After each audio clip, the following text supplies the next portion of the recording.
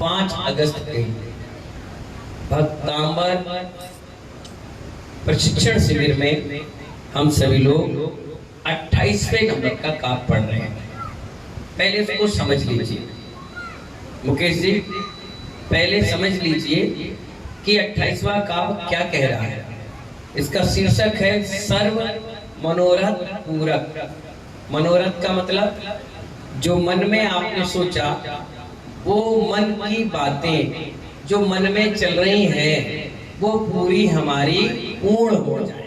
रितेश भाई, जो मन में बातें चल रही हैं, नीरू भाई क्या, जो मन में बातें चल रही हैं वो सारी की सारी पूर्ण हो जाए, उस मनोहर सिद्ध के लिए इस काव्य की आराधना की जाती है। कौन से काव्य की? 28वें नंबर की। और दूसरे हिसाब से देखा जाए तो आज से 8 प्रातिहारों का वर्णन प्रारंभ हो गया। आचार्य मानतोल स्वामी जी मुनिराज बहुत प्रकांड विद्वान थे।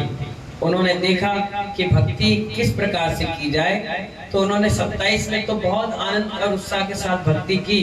अब उन्होंने 8 काव्यों में 8 प्रातिहारों का वर्णन कर दिया। दिगंबरों में 8 प्रातिहार का वर्णन है और श्वेतांबर में 4 प्रातिहार है और 4 उन्होंने हटा दिए। इस प्रकार उनके 44 काव्य हैं और आपके दिगंबर आमनाओं में 48 है। ठीक है ना? तो आज 8 प्रातिहारों में पहला प्रातिहार है अशोक वृक्ष। राजू भाई क्या है? अशोक वृक्ष। अब अशोक वृक्ष का मतलब है अशोक। क्या कहा? जो शोक से रहित है। किससे रहित है? शोक से। जिस वृक्ष के नीचे बैठ जाओ तो हमारे जो शोक है वो क्या हो जाए? रहित हो जाए। किसी भी प्रकार का शोक ना हो। शोक का मतलब रोना गाना, मन में विकल्प, संकल्प, कई प्रकार के टेंशन। इंग्लिश में क्या कहते हैं उसको? टेंशन। और जहां टेंशन है वहां अशोक वृक्ष नहीं है, और जहां अशोक वृक्ष है वहां टेंशन नहीं, मेडिटेशन है। क्या है? हाँ, ध्यान की ध्यान है। तो इस पेड़ का नाम अशोक वृक्ष है। किस पेड़ का? अब ये रहता कहाँ है? होता कैसा है? इन जैसे पेड़ों के तरह वो नहीं होता। ना उसमें सूखे पत्ते होते हैं, ना उसमें पानी होता है, ना उसमें जीव जंतु होते हैं, ना वो कटता है, ना झड़ता है, ना सूखता है, ना पिटता है, ना गिरता है, ना टेढ़ा होता है, ना मेढ़ा होता है। एक सा घना वृक्ष होता है। जैसे 100-200 साल पुराना वट वृक्ष होता है, पीपल का वृक्ष होता है, ऐसे वो अशोक वृक्ष होता है। और एक सिस्टम है, ये सिद्धांत है कि तीर्थंकर जिस पेड़ के नीचे बैठकर दीक्षा लेते हैं, कोमल चंद जी क्या कहा मैंने? तीर्थंकर बोलो। तीर्थंकर जिस पेड़ के नीचे दीक्षा लेते हैं उसका नाम अशोक वृक्ष होता है। जैसे आम के नीचे लिया तो क्या कहलाएगा? अशोक वृक्ष। अशोक वृक्ष। अमरूद का लिया तो, जामुन का लिया तो, साल, शीशम, चंदन, जो भी वृक्ष के नीचे बैठेंगे उसका नाम क्या हो जाएगा? 24 प्रकार के वृक्ष होते हैं। कितने? जिसमें 18 अभी इस 21वीं सदी में अपने पास हैं। कितने? 6 आज भी नहीं है। अब पर्याप्त होंगे भी तो अपन को पता नहीं है। अभी अपने गृह मंत्री अमित शाह जी ने राजभवन और लोकसभा भवन के आगे जो संसद भवन होते हैं उनके आगे, अभी बीच में कोई बता रहा था पिछले साल, उन्होंने 18 वृक्षारोपण किए तीर्थंकर वाटिका के रूप में। 18 क्या 24 ही करे, 24 वृक्षों का आरोपण किया और हर के आगे लिख दिया आदिनाथ और ये वृक्ष, अजितनाथ और ये वृक्ष, संभवनाथ ये वृक्ष, महावीर स्वामी ये वृक्ष, पार्श्वनाथ ये वृक्ष, चंदाप्रभु ये, सुपार्श्वनाथ ये, महावीर भगवान, जो भी भगवान है उनके वृक्ष लिख दिए। इससे क्या पता चलता है कि 24 तीर्थंकर जिस वृक्ष से दीक्षा ली, क्या ली, वो वृक्ष आज भी मौजूद है। और इसीलिए कहा गया अपने अपने घर के आगे कम से कम 24 नहीं तो एक वृक्ष उन्हीं के लगाना चाहिए जिससे तीर्थंकर ने दीक्षा ली। जब आप वृक्ष के नीचे बैठोगे तो एक अलग औषधि और एक अलग एनर्जी और एक अलग फीलिंग आपके अंदर आएगी कि हाँ, मैंने उस पेड़ के नीचे बैठकर समाई करी जिस पर तीर्थंकर ने भी दीक्षा ली। इसलिए हर घर में लगाना चाहिए, और अशोक वृक्ष तो हर घर में लगाना ही चाहिए, हर घर में। आप देखिए अशोक वृक्ष जो आजकल ये दिखते हैं, लोग इसी को अशोक वृक्ष समझते हैं, जबकि आम, जामुन, शीशम, साल, सागौन, चंदन, ये सब के क्या होते हैं वृक्ष जो घने बड़ो पीपल की खासियत है, हर पेड़ कार्बन डाइऑक्साइड लेता है और ऑक्सीजन छोड़ता है, ऐसी है ना। पर इन पेड़ों की एक खासियत है क्या, ये ऑक्सीजन लेते हैं और ऑक्सीजन ही छोड़ते हैं। और खास तौर से ज्यादातर पेड़ रात के ऑक्सीजन नहीं छोड़ते, और कोई पेड़ के नीचे अगर रात्रि विश्राम करोगे तो सुबह बीमार पड़ जाओगे, सांस संबंधित रोग हो जाएगा। लेकिन एक बड़े पेड़ों के नीचे सोओगे तो सुबह उठोगे स्वस्थ और प्रसन्नचित्त नजर आ जाएगा। एक खासियत है इस पेड़ों की। इसीलिए आप देखिए लोग हिंदू और सनातन धर्म में इस पेड़ की पूजा करते हैं, इसलिए करते हैं क्योंकि तीर्थंकर इन्हीं पेड़ के नीचे से दीक्षा ली, और उस समय लोगों ने उस पेड़ को नमस्कार किया, किसी ने धागा बांध दिया, किसी ने जल चढ़ा लिया, किसी ने सिंदूर लगा दिया, तो उस पेड़ की भी पूजा होने लगी। समझ गए ना। इसीलिए अशोक वृक्ष कहलाता है वो पेड़, क्या कहलाता है। और हमारे मंदिरों में अब वो अशोक वृक्ष तो बना नहीं पाओगे आप, इतना नियम भी है, तीर्थंकर की हाइट से 12 गुना वो पेड़ होता है। कितना गुना? 12 से ज्यादा चल जाएगा, 12 से कम नहीं चलेगा, वास्तु दोष प्रारंभ हो जाता है, 12 गुना होना चाहिए। इसीलिए सुरेश जी जब भी मंदिर में कल्प अशोक वृक्ष की बात आती है तो आचार्यों ने कहा मंदिर में जो मूर्ति है उससे 12 गुना शिखर बना दो, वही अशोक वृक्ष का काम करेगा। क्या करेगा? अशोक वृक्ष का। इसीलिए उस शिखर को दर्शन करने मात्र से भगवान के दर्शन का पुण्य भी हमें मिल जाता है। इतना बड़ा अशोक वृक्ष का रहस्य है। उसमें फल भी होते हैं, क्या होते हैं? हरे भरे भी होते हैं और बहुत सुंदर और मनोहर होते हैं। उसके नीचे बैठने के बाद असीम शांति मिलती है। तो ये कौन से काव्य को पढ़ रहे हैं? अशोक वृक्ष के प्रातिहार का वर्णन के रूप में हम लोग पढ़ रहे हैं, ठीक है ना। 12 गुना होता है तो 12 गुना हर मंदिर में शिखर बनाई जाती है। लेकिन कोई प्रतिमा 21 फुट की है, 50 फुट की है, 100 फुट की है, 108 फुट की है, अब उसका शिखर कितना बनेगा? इतना मोटा पिलर, इतनी मोटी व्यवस्था नहीं बन पाएगी, तो उसका शिखर उस मूर्ति के सिर के हिसाब से लोग बना देते हैं, ठीक है। उसका मापदंड अभी ऐसा हमारी सुनाई और पढ़ाई में नहीं आया है। छोटी प्रतिमाओं का आया है, इसलिए अपन ने बता दिया। वो अलौकिक मूर्तियां होती हैं, जैसे गोमटेश्वर बाहुबली, उसका शिखर ही नहीं, मांगी तुंगी ऊपर उन्होंने शिखर ही नहीं बनाया। आप चले जाइए 52 गजा उस पर बना है, तो आप कहोगे कि 52 गजा 108 फुट है, तो इसका तो भाई कम से कम 1400-1500 फुट का बनेगा शिखर। कौन बनाएगा? इतनी मेहनत कौन करेगा? इतना बड़ा बनेगा कैसे? हवा का इतना झोंका है कि सीमेंट यहाँ रखोगे तो उतनी दूर उड़ जाएगा, ईंट यहाँ रखोगे तो नीचे गिर जाएगी, कोई दुर्घटना हो सकती है। इसीलिए इतनी बड़ी मूर्तियों पर शिखर नहीं बनाया जाता, उस पर टोंक बना देते हैं। क्या बना देते हैं? छत्र नुमा टोंक बन जाती है, जिससे पानी, बरसात या गंदगी या चिड़िया या पक्षी ना बैठे।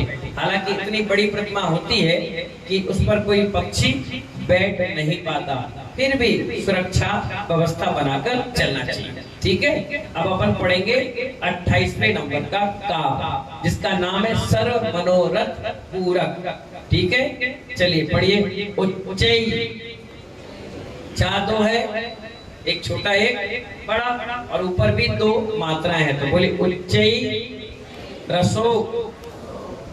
उच्चैर शोक भी पढ़ सकते हैं, उच्चैर रसोक भी पढ़ सकते हैं, कोई दिक्कत नहीं। तरु संसित संसित मुन्मयो, ना आधा है ना, मुन्मयो। माँ भाती, माँ में आ की मात्रा है, तो बोलो माँ भाती।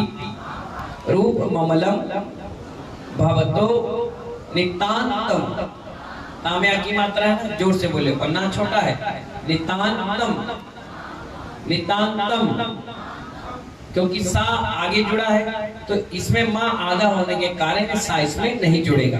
तो नितांतम स्पष्टोल बोलो, स्पष्टोल, ला डबल है ना, है ना, तो आधा ला आगे जुड़ेगा और पूरा ला पीछे। स्पष्टोल लसत किरण मस्त तमो वितानम, वितानम नहीं वितानम है, तमो वितानम बिंबम, अब्बा बकरी का है ना दोनों, तो बिंबम रवे रिव, रवे रिव दोनों बा बन का है, रवे वी पयोधर पार्श्ववर्ती, सा कौन सा है, साइलेंट वाला है ना, मूर्धन वाला, तो पार्श्ववर्ती।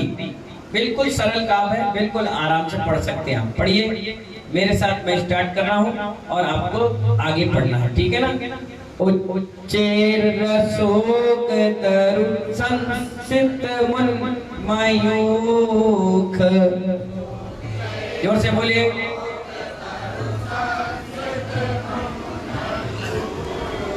उच्चैर रसोक तरु संसित मन मयूख,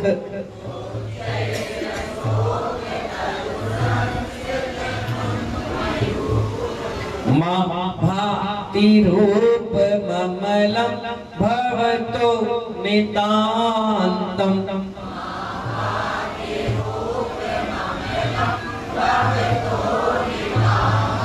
भाति रूप ममलम भवतो नितांतम,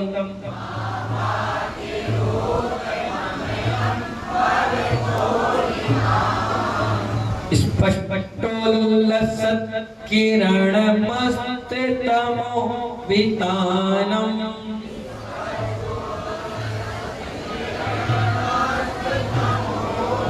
बीच में सांस नहीं लेना है, अगर आपने सांस ले ली तो तुरंत शब्द चेंज हो जाएगा, अर्थ चेंज हो जाएगा, डिस्टर्ब हो जाएगा। पढ़िए फिर से, स्पष्टोल्लसत् किरण मस्त तमो वितानम, जोर से, फिर से, स्पष्टोल्लसत् किरण मस्त तमो वितानम,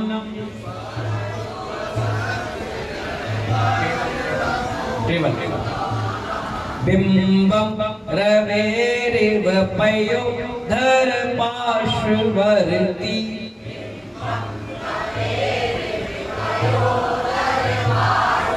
जोर से, बिंबम रवेरिव पयोधर पार्श्ववर्ती।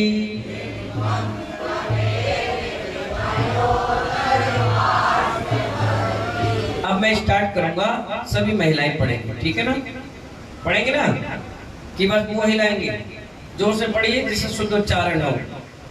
उच्चैरसोक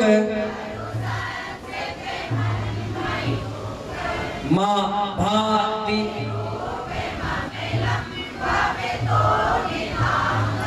स्पष्टोल्लसत्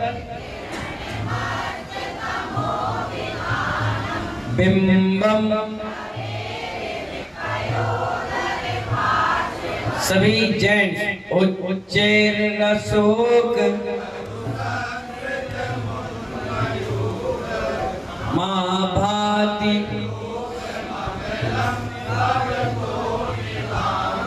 स्पष्टोल्लसत् बिंबम, सभी मिलके पढ़िए, उच्चैरसोक माँ भाति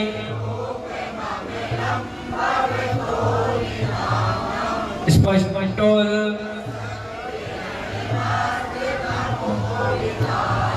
बिंबम,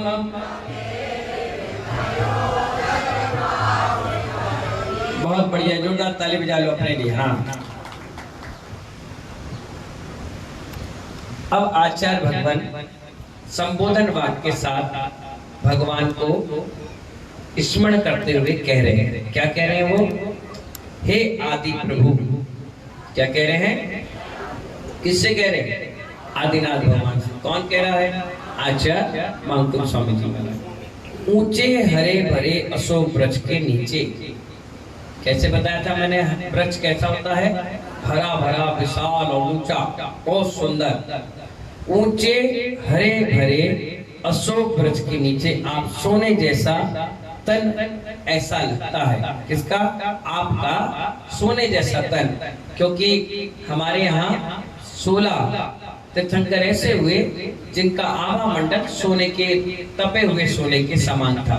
जैसे हल्की सी गुलाबी लामिना और बाकी का काला, हरा और लाल और सफेद, इस प्रकार 24 तीर्थंकर के 24 अलग अलग रंग थे, है ना। सांवले, काले में मतलब सांवला रंग।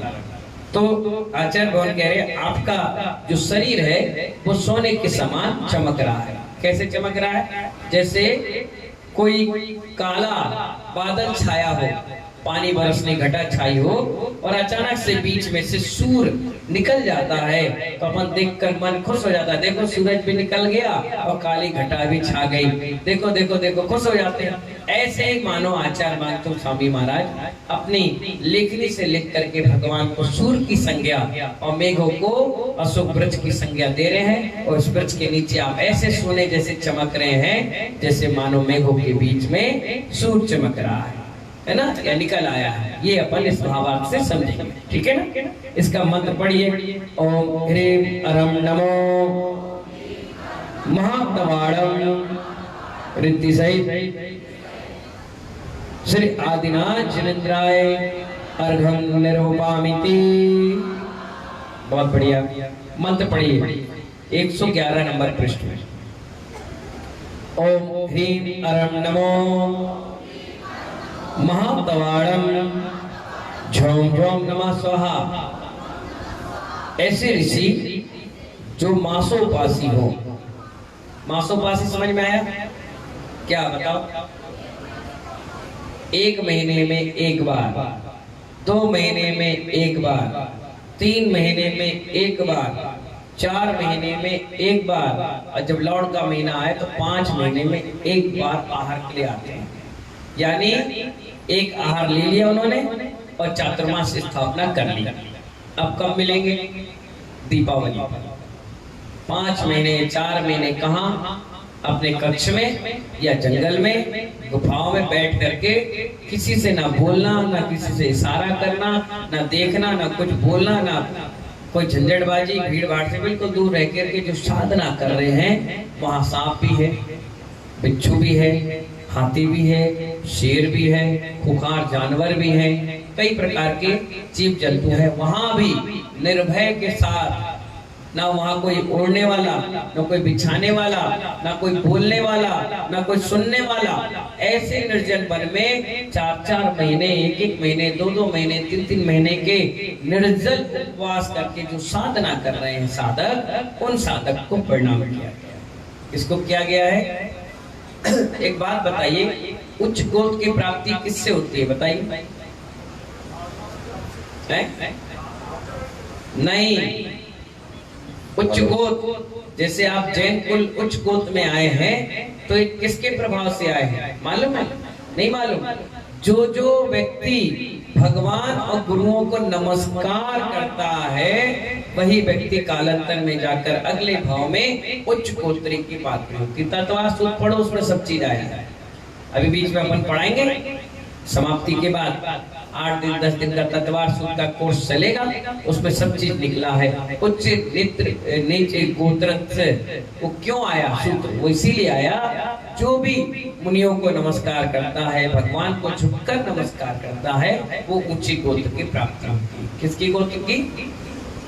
और ऐसे मुनिराज जो 1-1 महीने के उपवास करके आए और आपने उनका पारणा कराया, कितने बड़े सौभाग्य की बात होती है कि आपका दिया हुआ जल उन्होंने पिया, आपका दिया हुआ आहार भोजन उन्होंने किया और खूब आशीर्वाद देकर जाते हैं। बहुत बढ़िया लगता है। महीने में, 2 महीने में, 3 महीने में, 4 महीने में, 5 महीने में एक बार आहार करते हैं। आज के समय में बहुत कम साधु हैं जो ऐसी कठिन साधना करते हैं, बहुत कम। पहले बहुत थे। आदि सागर अंगिकल महाराज का नाम आपने सुना होगा। हमारे गुरुदेव के भी गुरुदेव के गुरुदेव थे। आदि सागर अंगिकल महाराज 6-7 फुट के थे, लंबे चौड़े, बढ़िया और पतले दुबले थे। आचार्य शांति सागर जी महाराज जब ग्रस्त अवस्था में थे तो कंधे में बिठाकर नदी पार करके आहार के लिए ले जाते थे, मंदिर दर्शन के लिए ले जाते थे, वंदना कराते थे। तो वो आदि सागर अंगिकल मुनि महाराज वहाँ रहते थे, दक्षिण में, कर्नाटक में, महाराष्ट्र में। और उन्होंने दीक्षा दी महावीर कीर्ति महाराज, बहुत सुंदर महाराज, बहुत बेहतरीन, उनकी जैसी साधना किसी की। उनके बाद उन्होंने दीक्षा दी विमल सागर जी महाराज को। विमल सागर जी ने दीक्षा दी सन्मति सागर जी महाराज को। अब क्या हुआ, सन्मति सागर जी क्षुल्लक थे, विमल सागर जी उनके गुरु थे, और विमल सागर जी महाराज के गुरु आचार्य महावीर कीर्ति महाराज थे। जब सत्संग मिला तो महावीर कीर्ति महाराज ने क्षुल्लक सन्मति सागर जी महाराज को देखकर कहा, हे विमल सागर जी महाराज, ये शिष्य मुझे दे दो। उन्होंने कहा, गुरुजी मैं भी आपका हूँ और जिनको मैं दीक्षा दे रहा हूँ वो भी आपके हैं, इसलिए आप इनको रख लो, कोई बात नहीं।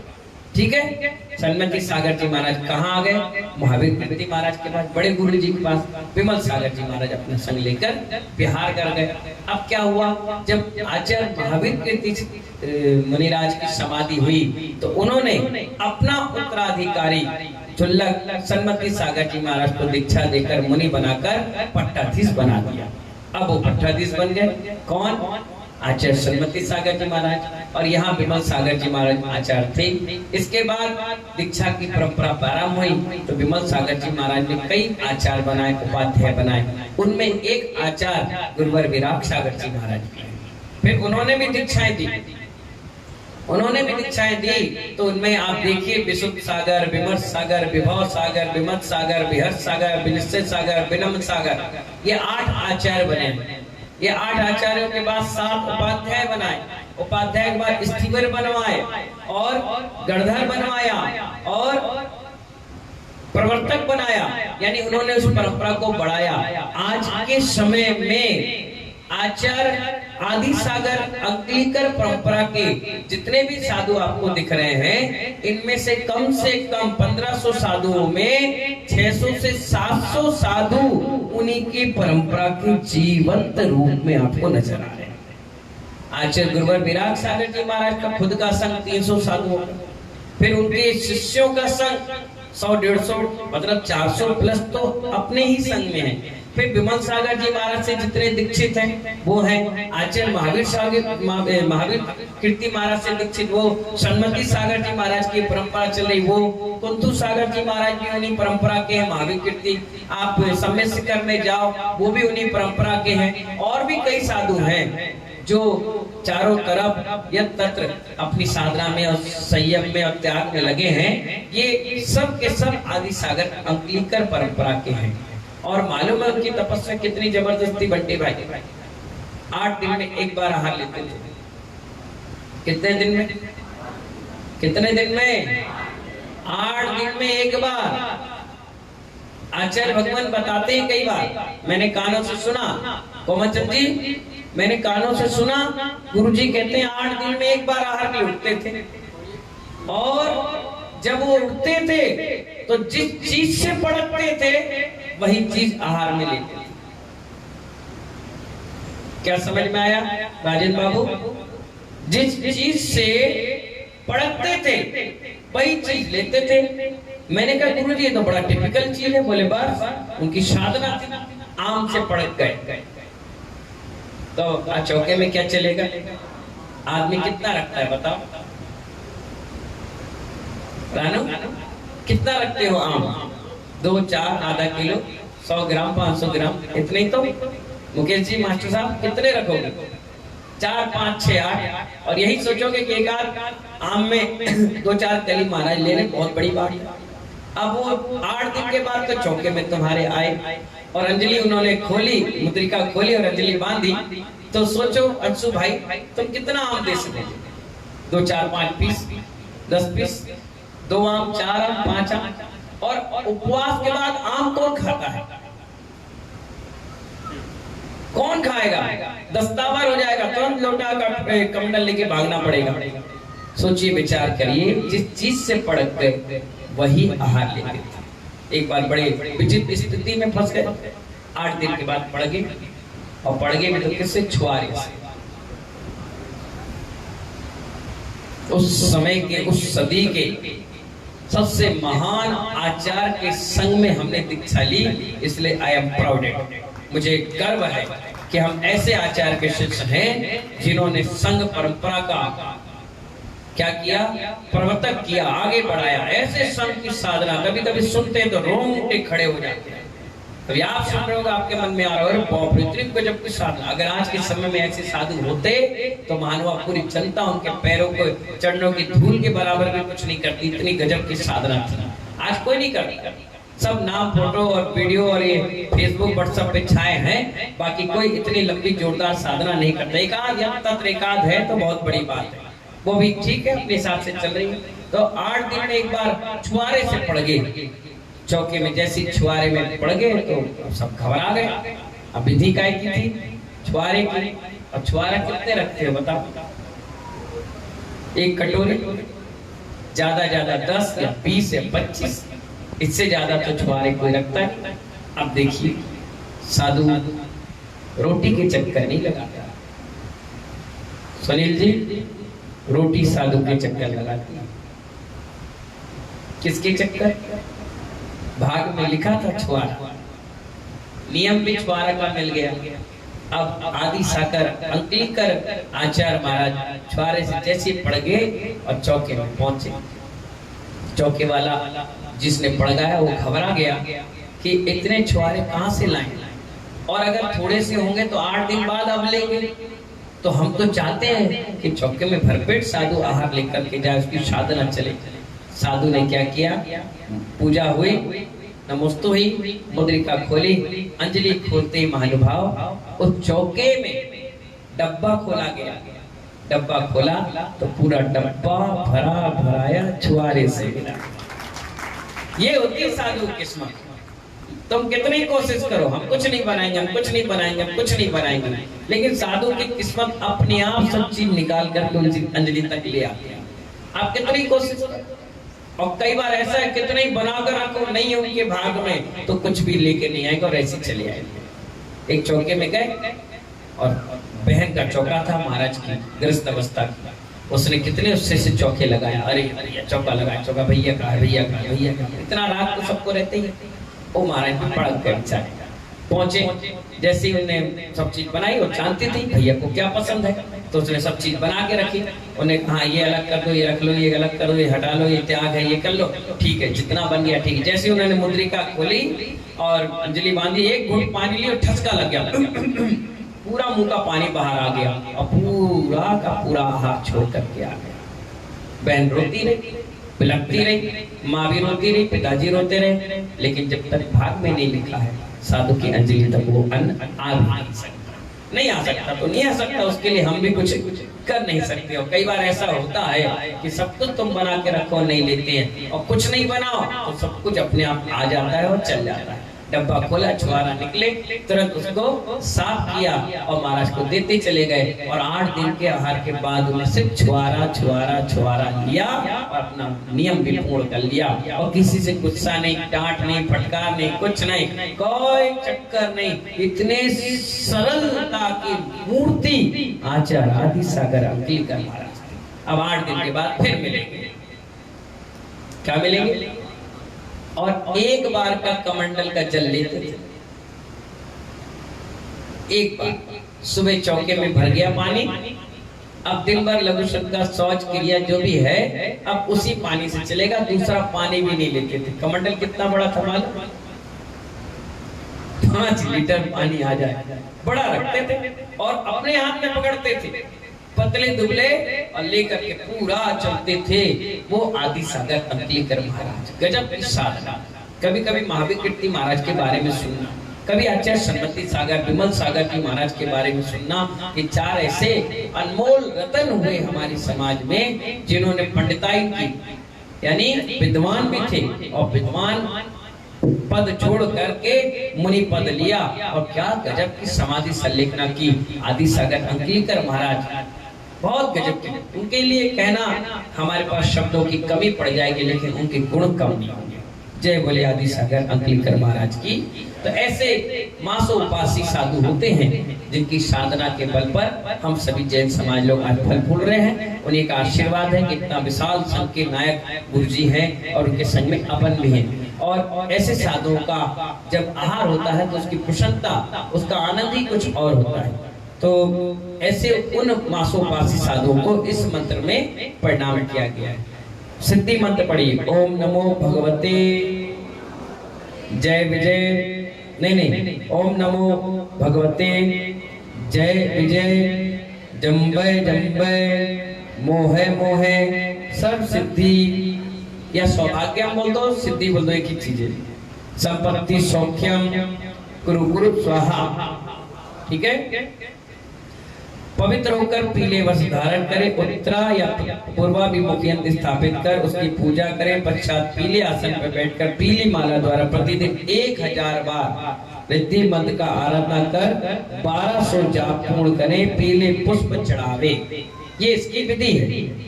आगे गुण क्या है?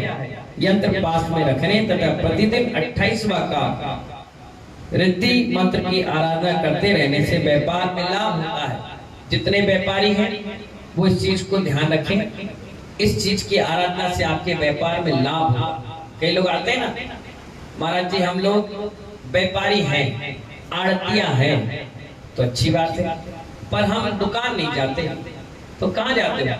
एक छोटा सा ऑफिस बनाया है और फोन से ही ले लेते हैं, फोन से ही बेच लेते हैं। उसे कहते हैं ब्रोकर। क्या कहते हैं आपकी भाषा में? अब क्या ले लेते हो, क्या बेच लेते हो? बोले महाराज जी देख लिया हमने कि गेहूं इस बार पानी ज्यादा गिरा है तो पैदावार कम है, तो जितने गेहूं रख लिए और थोड़े से रेट बढ़ गए तो बेच दिए। धान रख ली, जब मौसम ठीक हुआ कुछ दिन रख ली, बेच दी। अब तो चलो अनाज की बात आ गई, लोग भूसा भी रखने लगे। जब कटिंग होती है तो उस समय 4, 5, 7 रुपए किलो में उठा लिया किसानों से। और जब बारिश का मौसम आया, ठंड का मौसम आया, जब भूसा नहीं मिलता है, चारा नहीं मिलता है, ये सब्जी भाजी सब सूख जाती है, तब उसे 12-14 रुपए में बेच दिया। रास्ते में हम लोग आते हैं तो बड़े बड़े खेत, 1 बीघा 2 बीघा खेत दे लिया लोगों ने, नीचे तिरपाल बिछा दी, बढ़िया ऊपर एरिया बना लिया और लंबे लंबे ढेर बना दिए। हमने पूछा ढेर काहे का है? बोले भूसा का है। आजकल लोगों ने इसी का बिजनेस बना दिया। कोई काम नहीं करना चाहता आज का व्यक्ति, वो ये सोचता है शॉर्ट कर्म से सारा काम हो जाए। मैं 1 रुपए लगाऊं, मुझे 1 लाख आज मिल रहा है, काम करता हूं। पर इससे होता क्या है माने बाप, हमारी जिंदगी बेकार है, प्रमादी बन जाते हैं। कल के दिन अगर वो काम सरकार ने बैन कर दिया, अब तो क्या करोगे? निठल्ले बन गए। क्या बन गए? बेरोजगार हो गए। अब आप इधर उधर भटक रहे, अब काम ही नहीं। सब चाहते हैं बैठे बिठाए पैसा कमाए, कोई व्यक्ति काम और मेहनत करने नहीं चाहता। अगर लेबर भी है ना, उसको काम वो बता दो जिसमें उसको ज्यादा प्रॉफिट हो, वो सबसे पहले वो लपक लेगी।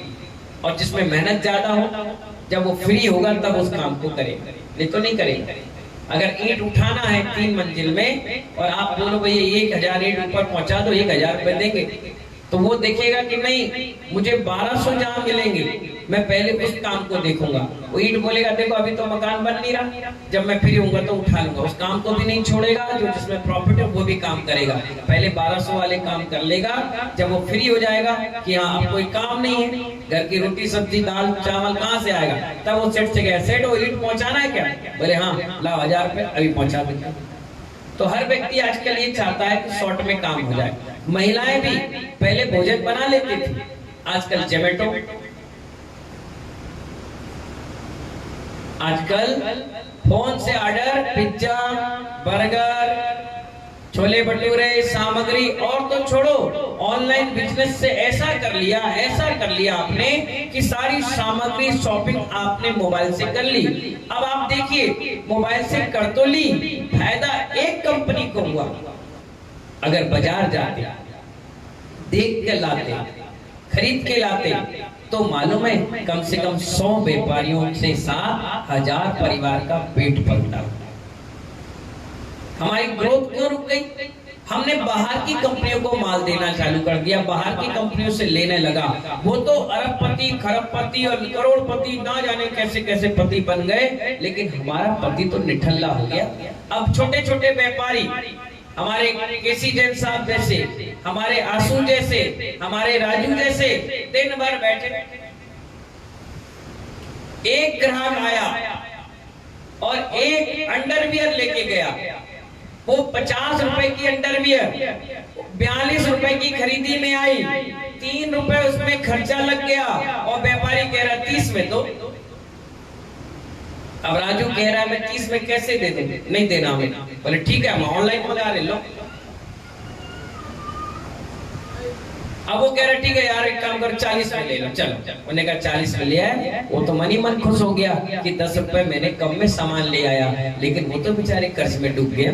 इसीलिए सुसाइड, डिप्रेशन, शुगर, बीपी, ये बीमारियां कहीं से नहीं आई, आपकी ऑनलाइन शॉपिंग से आना चालू है। आपने तो हमने तो अच्छा काम किया, घर से बाहर नहीं गए हो, काम नहीं। फ्रॉड भी बहुत हो रहे। डब्बे के अंदर मोबाइल मंगाया आपने, दिखाया कुछ और पत्थरा है। अभी एक व्यक्ति मुझे कल दिखा रहा था, उसने क्रीम रोल ऑर्डर किया ऑनलाइन, और जब वो आ गया, जैसे उसने खोला तो अंदर से इल्ली घूम रही थी, इल्ली। उन्होंने कहा देखो ऑनलाइन शॉपिंग की नजारे, गरीबों का भला करो। ये भारत देश सोने की चिड़िया था, सारी चिड़िया विदेश से ले गई, अब यहाँ कुछ नहीं बचा। क्या नहीं बचा? लेकिन फिर से बन सकता है अगर हम स्वदेशी अपनाएं। क्या अपनाएं? स्वदेशी। रोड पर जाओ, अब बताओ दीपावली होती है, लोग क्या करते हैं? मोमबत्ती का प्रचलन चालू हो गया, जबकि हमारे यहाँ स्पष्ट पुस्तक में दिया है कि वो केमिकल है, प्राकृतिक नहीं है। प्राकृतिक दीपक है, अगर खराब हो जाएगा, बुझ जाएगा, तो वो आप उसको फेंकोगे तो मिट्टी बनेगा, बाद में खाद बनेगा। और इस मोमबत्ती को फेंको तो क्या बनेगा? पर्यावरण दूषित होगा। क्या होगा? चाइना के दीपक आ गए, चाइना की पतंग आ गई, चाइना का मंजा आ गया। अब आप सोचिए, वो तो ग्रोथ कर रहे हैं और हम अब आप कह रहे हो हमारा लड़का पढ़ लिया है लेकिन जॉब ही नहीं मिली। जॉब क्यों मिलेगी? आप अपने भारत देश का ग्रोथ करो। आप भारत का विरोध करते हो इसलिए फेल हो गए। हम स्वदेशी अपनाएं, जब भी सामान लेने जाएं बैग लेकर जाएं, किराने से खरीदे। वो भी व्यक्ति व्यापार करने के लिए बैठा है। जब आप किराने से खरीदोगे तो किराना वाला कपड़े से खरीदेगा, कपड़े वाला पेट्रोल लेगा, पेट्रोल वाला अपनी कंपनी देगा, कंपनी फिर आपको जॉब देगी, फिर आप फिर वापस आओगे। ये पैसा आपके ही भारत में ही भ्रमण करेगा तो आपका ग्रोथ बढ़ेगा, और ये पैसा बाहर चला जाएगा तो महानुभाव वो तो बढ़िया अच्छे हो जाएंगे, लेकिन आप हमेशा के लिए डिमोशन हो जाएंगे। इसलिए आचार्य क्या कहते हैं? क्या कह रहे हैं? हमें बता रहे हैं कि हमें क्या करना चाहिए? स्वदेशी अपनाना चाहिए। ठीक है ना? समझ गए आप? तो व्यापार में क्या होगा? लाभ होगा हर तरीके से, सामग्री रखने से भी और सामग्री बेचने से भी। ये व्यापार की बात आ गई। उसके बाद सुख भी होगा और समृद्धि भी होगी, यानी आपके पास समृद्धि भी रहेगी और सुख भी रहेगा, विजय और सम्मान भी मिलेगी। क्या मिलेगा? आपकी हर जगह विजय भी होगी और सम्मान भी मिलेगा। और राज दरबार यानी आपकी समाज में आपकी प्रतिष्ठा भी बढ़ेगी। इस प्रकार से सभी मनोरथ पूरक ये काव्य है और इसको आप पढ़िएगा इन्हीं मंगल भावना के साथ। जय बोले आदिनाथ भगवान की जय।